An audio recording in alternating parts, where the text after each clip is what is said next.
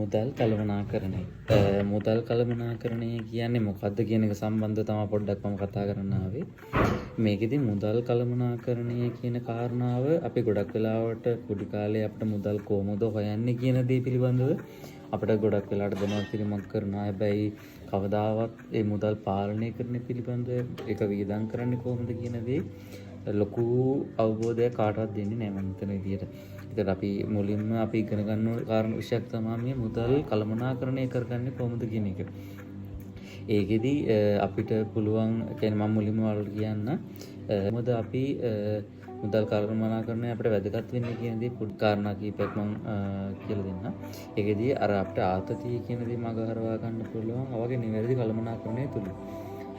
නිවැරදි කළමනාකරණය තුලින් කොහොමද අපි ආතතිය මගහරවා ගන්න කිව්වොත් ඒ කියන්නේ වා හරියට මුදල් පාලනය කරලා තියෙනවා නම් වාට වාගේ හරියට වගේන වැටුප වා හරියට බෙදාගෙන තියෙනවා නම් ඔයාලට ගොඩක් වෙලාවට හදිසියෙන වියදම් වලදී සහ ඔයා උදාහරණයක් මගේ සැලරි එකකින් ඔයාලට ආවට පස්සේ ඔයා ඒ දේ හරියට වියදම් භාවිත කරේ නැත්තම් වගේ මාසෙ මැදක් ඔයා අගක් වෙනකොට වගේ මුදල් ටික ඉවර වෙනවා.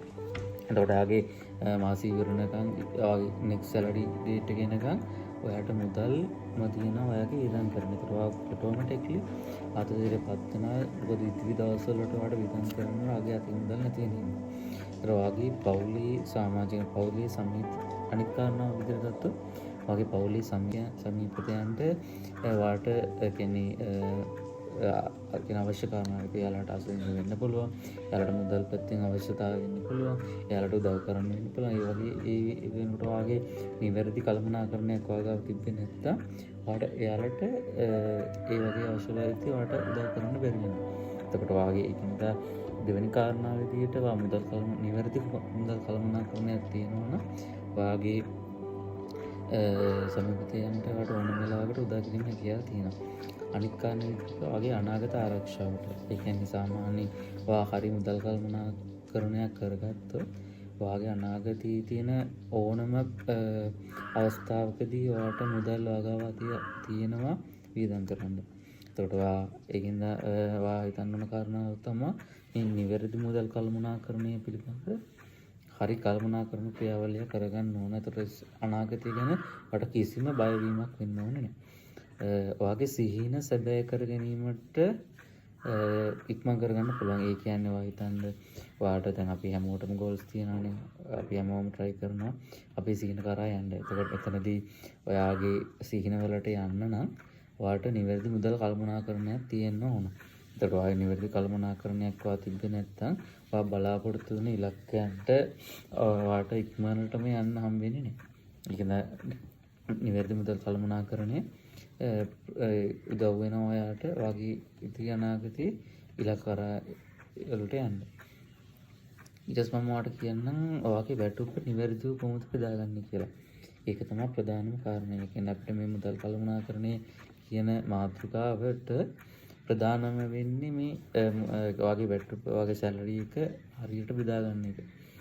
ඒ කියන්නේ ඔයාගේ උදාහරණයක් ඔයාට සැලරිය ඔයාගේ ඉන්කම් එක හරියට දන්නේ නැත්නම් ඔයා වියදම් කරන මුදල හරියට දන්නේ නැත්නම් ඔයාට මේ මුදල් කළමනාකරණය කරන ක්‍රියාවලිය කරගන්න බෑ.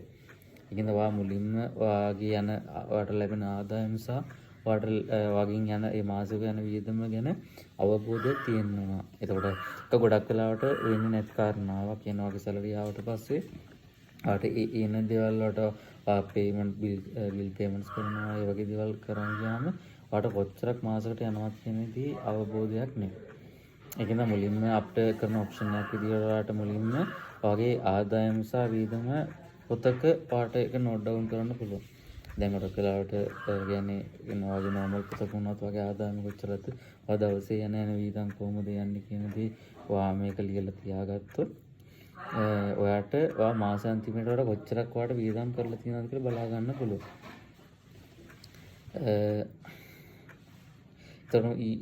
කියන්නේ ඒක ප්‍රධාන කාරණයක්. අනිත් කාරණා විදිහට ඔයාගේ අවශ්‍යතා සහ වමනා අපි වෙන් කරලා අඳුනා ගන්න ඕනේ. ඒ කියන්නේ සාමාන්‍යයෙන් අපිට අවශ්‍යතා තියෙනවා. ඒ අවශ්‍යතා සපුරා ගන්න විවිධ ආකාර නොවේ වුණා කියන්නේ උදාහරණයක් කියමුට ආහාර කියන අවශ්‍යතාවය තියෙනවා. ඒ ආහාර කියන අවශ්‍යතාවය ඔයාට කඩේකට ගිහිල්ලා රුපියල් 500කට ඔයාලට එක කෑම වේලක් ගන්න පුළුවන්. හැබැයි රුපියල් 500ට ගන්න කෑම වේල ඔයාට වෙන තැනකින් ඔයාට රුපියල් 5000ට 10000ට උනත් ගන්න පුළුවන්. ඒකට ඒ කියන්නේ ඒ වගේ ආහාර කියන අවශ්‍යතාවය සපුරා ගන්නවානේ කියන්නේ විවිධ ආකාරවල. එතකොට බලන්න ඕන ඔයාගේ සැලරියට වගේ වැටුපට ඔයාට වීදම් කරන්න පුළුවන් කොච්චර ප්‍රමාණයක්ද කියන එක. එතකොට ඒක රුපියල් කියන්නේ සැලරිය අඩු සැලරියක් ගන්න කෙනෙකුට එයාට රුපියල් 5000ක වගේ කෑම වේලකට යනවට වැඩිය ඔයාට දැනට ඔයාට 500ක වගේ කියන කෑම වේලක් තමයි එතකොට ගැලපෙන්නේ. ඒතර අපි මුලින්ම අවශ්‍යතා සහ වමනා කියන දේ අපි මූලිකව හඳුනා ගන්න ඕනේ.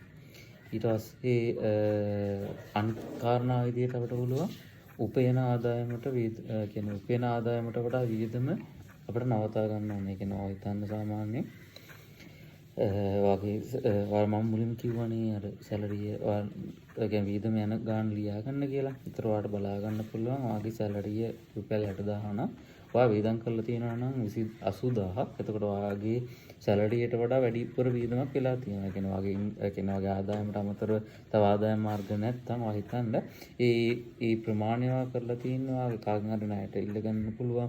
එහෙම නැත්නම් ඔයාගේ ක්‍රෙඩිට් කාඩ්ස් තියෙනවා නම් ක්‍රෙඩිට් කාඩ් එකෙන් පේමන්ට් එක කරන්න පුළුවන්. ඔයාගේ දැන් ගොඩක් වෙලාවට ඇප්ස් තියෙන ඇප්ස් වලින් පේමන්ට් එක කරලා තියෙන්න පුළුවන්. අනේ ඒ වගේ විවිධ දේවල් වලින් ඔයා පේමන්ට්ස් කරලා තියෙන්න පුළුවන්. එතකොට ඔයා ඒ විදිහට දිගටම වගේ ආදායමට වඩා වියදමට වගේ වැඩි වෙලා තියෙනවා නම් ඔයා දන්නේම නෑ තැනකදී හිර වෙන්න පුළුවන්. මොකද අර වගේ වියදම් ප්‍රමාණය ආදායමට වඩා වැඩි. නෝන අපි මුලින් ඉතුරු කරන්න ඕන.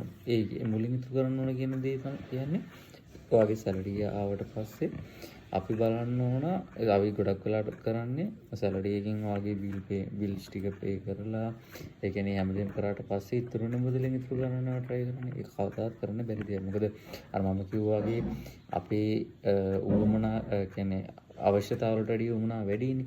ඒකට අපේ කාව සල්ලි තියෙනවා නම් අපි නොදැනුවත්ම ගොඩක් උවමනාවල් අපිට එනවා. ඒකෙන්ද ඔයා මුලින්ම කරන්න ඕන ඔයාගේ සැලරි එකකින් 10%ක් හෝ 120ක් මුලින්ම ඔයාගේ වෙනම account එකට හරි වෙන තැනක ඉතුරු කරන්න ඕන. ඒතර ඔයාගේ ඉතුරු වෙන සැලරි එකෙන් තමයි ඔයාගේ වියදම් ටික කරගෙන යන්න ඕන. අනිත් කාරණාව ඔයාට පුළුවන් සාමාන්‍ය ස්වයංක්‍රීය මොකක් හරි ස්ටෑන්ඩින් ඕඩර් එකක් දාලා තියෙන ඔයාගේ වෙනත් account එකකට ඔයාගේ සැලරිය වැටෙන account එකට අමතරව ඔයා ස්ටෑන්ඩින් ඕඩර් දාලා තියෙන වෙන account එකකට අර මම කිව්වා වගේ කොටසක් දාගෙන තියාගන්න පුළුවන්. ඒතර ඔයා try කරන්න කියන්නේ ඔයා try කරලා ඔයා ඉතුරු කරනවා නෙවෙයි. ඔයාගේ සැලරිය ඔයාගේ account එකට ආවට පස්සේ ඔයා ඉතුරු කරන ප්‍රමාණයටම ඒ වෙන account එකට ගිහලා තියෙනවා. ඒතකොට ඔයා නොදැනුවත්වම ඒ කියන්නේ ඉතුරු කිරීමක් වෙලා තියෙනවා. අනිත් එක තමයි ගොඩක් වෙලාවට අපි හිතන කාරණාවක් තමයි ඒ කියන්නේ ඉතිරි කිරීම කියන දේ කියන්නේ අපිට මුදල් ඉතිරි කරන්න අතේ මුදල් නැහැ කියන එක. ඉතින් ඔයා හිතන්න සාමාන්‍යයෙන් ඔයාගේ ගෙත් ගන්න ඔයාගේ වියදමට ඔයා දවසකට රුපියල් 1500ක් ඔයා ගන්නවා කියමුකෝ වියදමකට.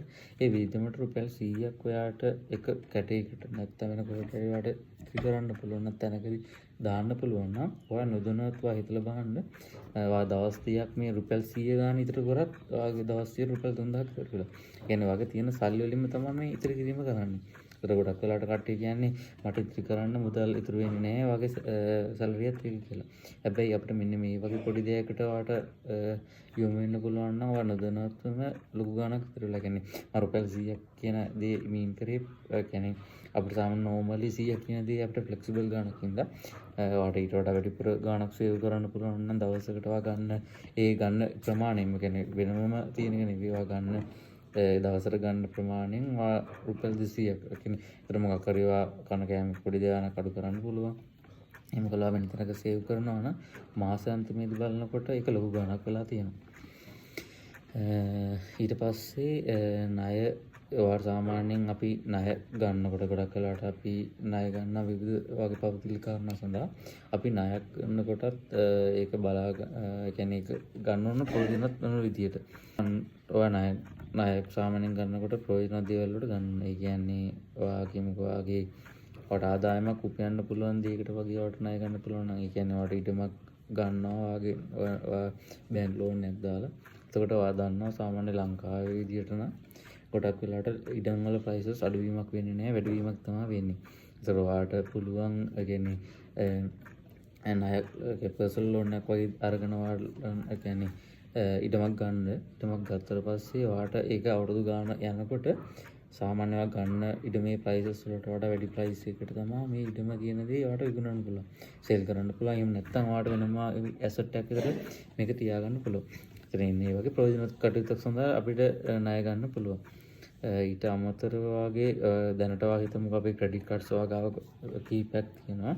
ඒ ක්‍රෙඩිට් කාඩ් කීපයක් තියෙනවා නම් බලන්න ඕන ඒ ක්‍රෙඩිට් කාඩ් අවශ්‍ය දෙයට විතරද මේ යූස් කරන්නේ නැත්නම් අමතරව හැම දෙයකටම ක්‍රෙඩිට් කාඩ් පාවිච්චි කරනවාද කියලා. එහෙම නැති වුණොත් වාද වෙන්නේ වාගාව කාඩ් 5ක් වගේ තියෙනවා නම් ඒ පහෙම වා යූස් කරලා තිබ්බොත් නොදැනත්වම විශාල ප්‍රමාණයක් වාගේ ඒ කියන්නේ කාඩ්ස් වලින් පාවිච්චි කරලා තියෙනවා. ඒකට වාගේ ඒ ගාණ එකපාරට ගෙවන්න බැරි හින්දා සැලරි වා ඒක අවුරුදු ගාණක් විතර ඔගේ පොඩි ගණන් තමයි ගෙවාගෙන යන්නේ. ඒකට අඩුවීමක් වෙන්නේ නැහැ. අනේ ඒ වගේ තැනකදී වා හිර වෙන්න පුළුවන්.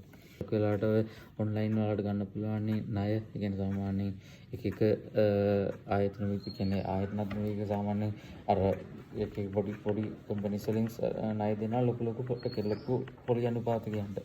ඒ කියන්නේ දවස් 10ට දවස් 20ට ලොකු පොලි අනුපාතකයන් යාලා ගන්නවා. එතකොට ඒ වගේ ඒ අවශ්‍යතාවය හදිසි අවශ්‍යතාවයට ගත්තට බලන්න ඕන ඒ දී ඇත්තටම වාගේ ණය පොලි